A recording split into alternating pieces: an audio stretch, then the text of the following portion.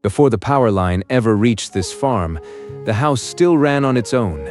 It pulled its own water, kept its own food cold, and lit its own rooms on nothing but sunlight, wood, running water, and a good deal of know-how. Our grandparents had a whole toolkit of tricks for living off the grid, and most of them we have simply forgotten. Every single one you will see here was documented, tested, and still works exactly the same way today. This is the record of 16 of them, the quiet, clever systems that ran an entire household with no power at all. Not one of them needs a wire, and everyone is still sitting right here in the almanac waiting to be used again. One honest note before we begin. A few of these, curing meat in open flame, making lye, carry real risk. So what follows is a record of how it was done, not a how-to for doing it yourself today. Number 1. Catching the rain. The oldest water trick there is. The roof gathers the rain. A gutter leads it down into a barrel or a buried cistern, and plain gravity carries it out to the garden. No pump, no power, no water bill. And the numbers are real. 1,000 square feet of ordinary roof catches about 50 gallons of clean water on an average day of rain, enough for a small household, while a full cistern could hold 5 or 6 tons of it in reserve. This is one of the oldest known ways to store water, and it never stopped being useful or legal. Today, it is quietly coming back across the dry American Southwest, doing exactly the same job it always did. Number 2, the water windmill. Long before an electric pump, a tall steel wind pump stood over the well and did the entire job for free, turning and drawing up water whenever the wind so much as stirred.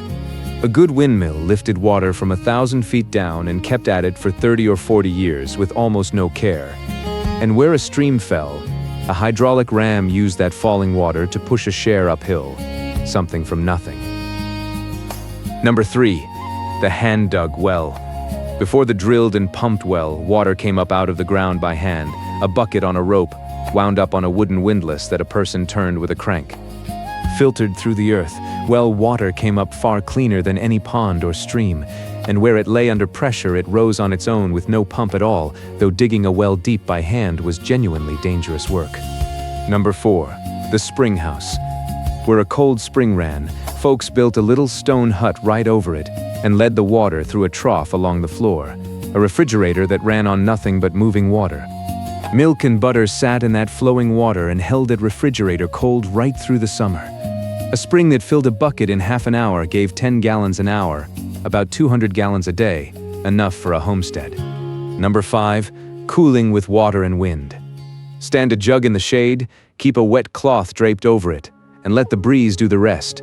As the moving air dries the cloth, it pulls the heat away and chills whatever is kept inside. For meat, they built a safe, a fly-proof box with fine mesh sides, hung anywhere out of the sun. Air moved through it freely, while the flies stayed firmly out, and it made a simple working larder for a joint of meat at almost no cost. Number 6, the root cellar. A room dug down into the ground beneath the house, where a whole harvest of potatoes, carrots, and apples kept crisp and fresh all winter long, cold, dark, and completely without power. Dig down 10 feet almost anywhere on Earth, and the ground holds a steady 50 to 60 degrees, day and night, all year. A cellar just 5 feet by 8 could store 30 bushels, enough to carry a family through to spring. Number 7, the clamp. When there were far too many potatoes for the cellar, you stored them right out in the open field, piled into a steep heap, packed thick with straw, and sealed over with a solid skin of earth. The earth was heaped 5 or 6 inches thick, with wisps of straw poking out along the top as chimneys so the pile could breathe without freezing. Its one great enemy was rats. Let them nest inside, and you could lose the whole heap. Number 8, the cast iron range. This single heavy iron stove was the whole home's energy center. It quietly did 4 separate jobs that today take 4 different machines and a stack of monthly bills to run. It cooked the meals, baked the bread, and heated the house, while a tank on its side gave hot water from a jacket in the firebox. And being solid iron, it kept giving off warmth for hours after the fire burned down to coals. Number 9, the masonry stove. Here, the real trick was not burning more wood, but the shape of the thing itself. A great mass of brick and stone built around one small fire to catch and hold every bit of its heat. From a single firing, enough heat soaked into that masonry to warm a room for 2 whole days, and to warm it remarkably evenly. An open fireplace, by contrast, sent 80 to 90% of its heat straight up the chimney and lost it. Number 10. A house that heated and cooled itself. Built with walls a 1.5 feet thick, faced to the sun, fitted with real shutters and sheltered by a windbreak. The old home did the work a furnace and an air conditioner do now. The heavy walls drank in the sun's warmth all through the day and gave it slowly back across the cold night, holding the rooms steady on their own. Some adobe homes built this way have stood comfortable for more than 700 years. Number 11. Making your own light. Autumn was candle-making time in the old house. The family boiled down the fat from the season's slaughter into tallow, then dipped candle after candle to lay in light for the long, dark months ahead.